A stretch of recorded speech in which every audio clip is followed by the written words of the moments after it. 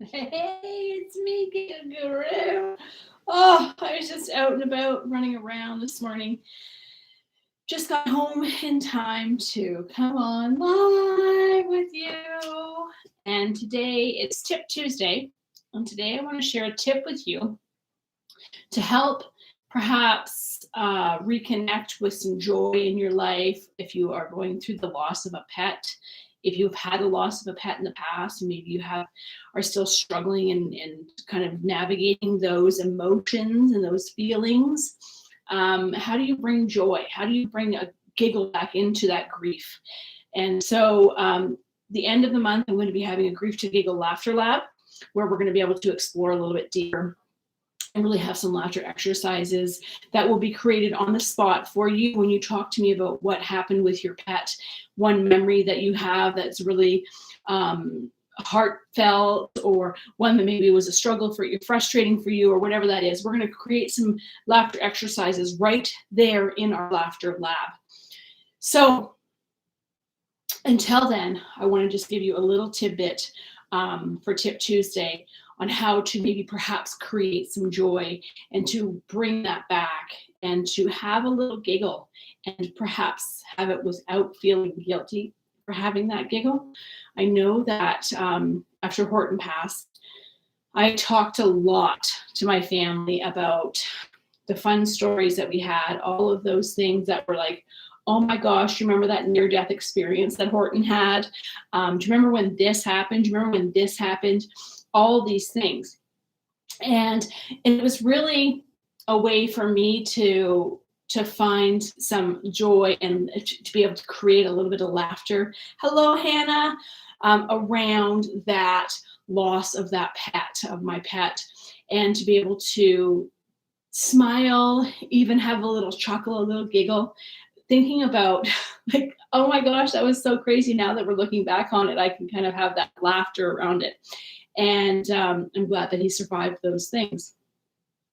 So a tip is to just reminisce with some friends about those things and to not feel guilty about reminiscing and having that laughter. That laughter is a great experience. It's something that is allowing you to move through this grief in a way. And so it's really a powerful thing. And if you're feeling overwhelmed while you're talking about the stories and you feel like there's a giggle coming and maybe that giggle lands in some tears, that's okay. Maybe perhaps at the end of that, you can just sit and take a few deep breaths and really allow yourself to work through that emotion in that time. And know that you're honoring your pet by sharing these stories and sharing these giggles and sharing this joy, that your pet would not want you to stay in this state of I'm lost without them. They want you to move forward, and it's an honor to them to move forward in this. And so sharing those stories is a great way to do it. And today I want to share one story with you. And that story is we had just got Horton, and we took him on a trip down to the States. And we woke up in the morning, and I think I told you this one before, he had his dew claw was out. But on that same trip, okay, I didn't say this part didn't come out. The same trip, we were on this hill, and it was all barbed wire fence. And the fence had just those little barbed wires in the bottom, so you couldn't go underneath it, because on the other edge of that fence was just a cliff that went right down, and there was a great big huge bridge that went across these two canyons, but it was unsafe for individuals to walk. They wouldn't allow anybody to walk on it anymore, and it was like there was no safeties on it, the sides. Like, it was just like this bridge was from way back when safety was not a regulation. And so they were fencing off this area so that you couldn't get to it.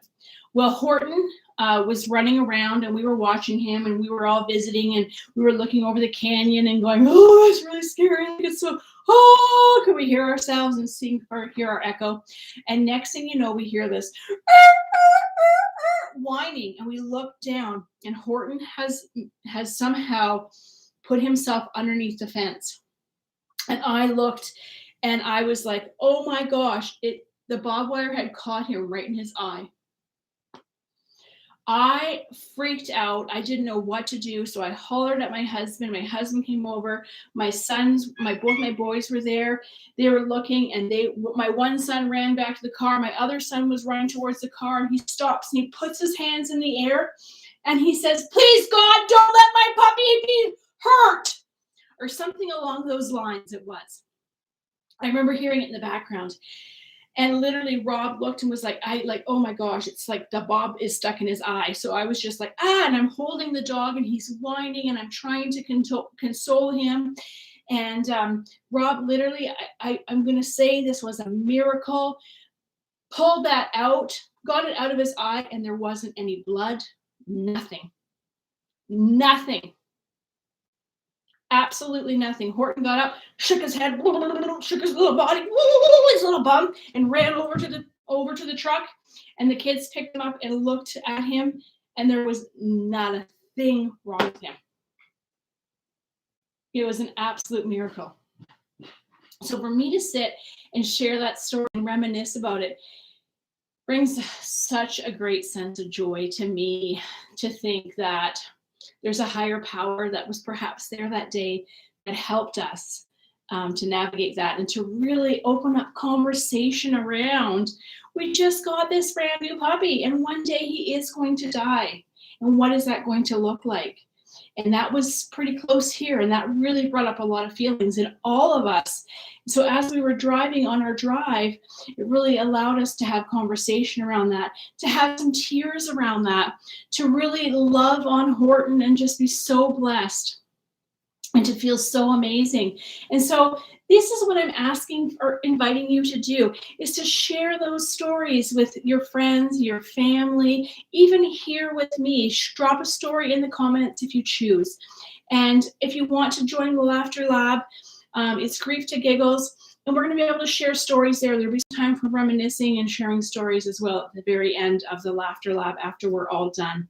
And maybe even perhaps at the beginning. I'm not sure how that will all work. We'll see how everybody feels when we all gather together. But it will be a collective of us sharing and being able to honor our pets. So, I'm excited for that. I hope that this little tip helps you with your grief and your loss of your pet. Whether it was recent or whether it was way back in the day, and maybe you're still struggling through that. But yeah, just remember, it's okay to laugh. Give yourself permission to have that little giggle about those stories that brought joy to you. And if that leads into tears, allow that to happen. And then allow yourself to sit perhaps in some silence or some quiet, reflective time to really navigate, to be able to step forward in that. All right. Let me just see what Hannah is saying here. Yes, it's a very interesting story. Thank you so much, Hannah, for sharing your words of kindness with me. Yes, absolutely. We can laugh before we go. It's probably an important piece now that we've had this story reflection. So let's just take a moment to take a deep breath in. Hands could perhaps be down by your side, or maybe they're over your heart center, and you exhale. Perhaps your eyes are closed. You inhale and you exhale, settling in. And on the next one, we're going to inhale and we're going to let out that laughter. So inhale and let out that laughter.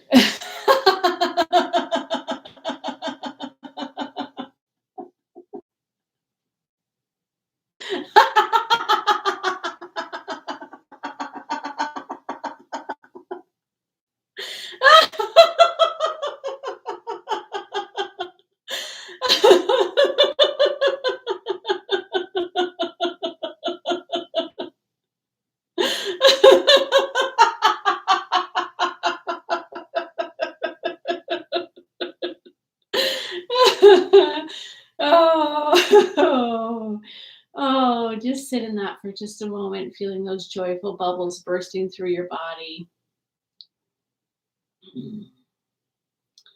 Just allowing that little piece of joy to find whatever that is, that space in your body. Perhaps it's in your heart. Maybe it's in your toes. You feel a tingly, just a little joyful tingle. Wherever that is, just allow that to settle in there. If your eyes are closed, you can flutter them open. And I'm going to wave a goodbye with a giggle. And so keep giggling, find that joy, and share your stories in the comments. I hope to see you at my Laughter Lab at the end of the month. Ciao for now. Beautiful day. Thanks for tuning in, Hannah.